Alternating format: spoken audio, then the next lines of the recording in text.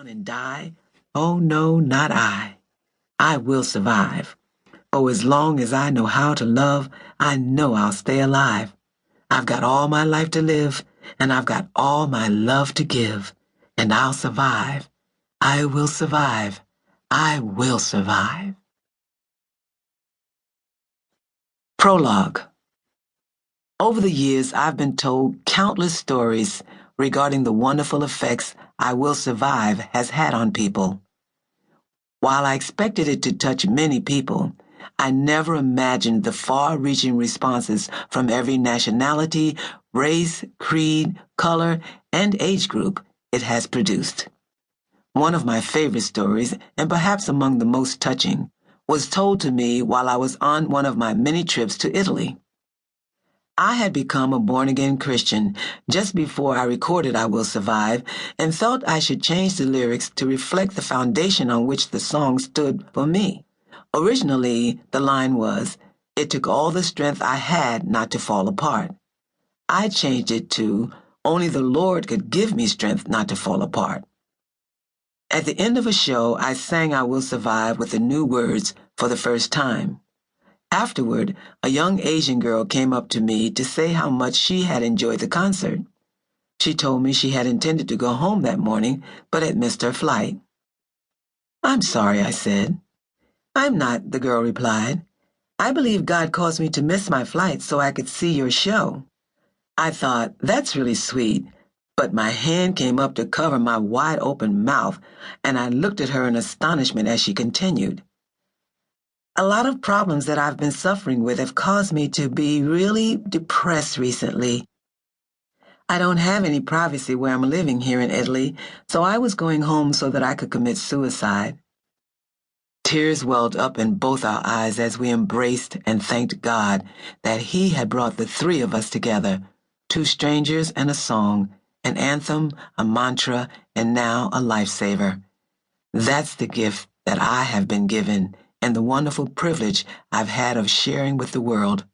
This is my song, my mission, my one beautiful purpose in my life, my honor. Introduction. Behind the song. I grew up in a single-parent home with a single mother and 6 siblings. Therein lay the crux of my problems.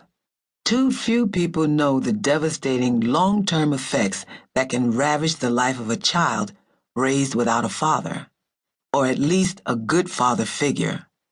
I had no uncles, my mother was an only child, and my father had 2 sisters but no brothers. When I was 5 years old, we moved from an apartment building to a 2-family house. There was a young childless couple, John and Mary, who lived on the 2nd floor. I often visited them, and they played with me every day. One day, Mary went to the hospital to deliver their first child. I had come to think of them as an aunt and uncle, so it was not strange to me when John invited me up to their apartment to have cookies and milk. I innocently allowed him to lead me into the bedroom, where he proceeded to lift me onto the bed and remove my panties. As he began to molest me, I looked up at him and said, "My mommy's not going to like this."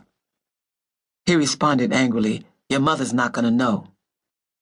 "Yes, she will, 'cause I'll tell her," I timidly said. At that, he hurriedly replaced my panties and snatched me from the bed and dragged me to the front door of the apartment, where he shoved me out with a growl. "Get on back downstairs, you make me sick." Looking back on it now, I think he probably meant, "You make me scared." My mother was a no-nonsense, take-no-crap from anyone kind of person, and John knew it. Because of that, I never told her what happened that day. I believed she would probably have hurt him seriously, which would have meant jail time and that I would be left without a mother as well as a father.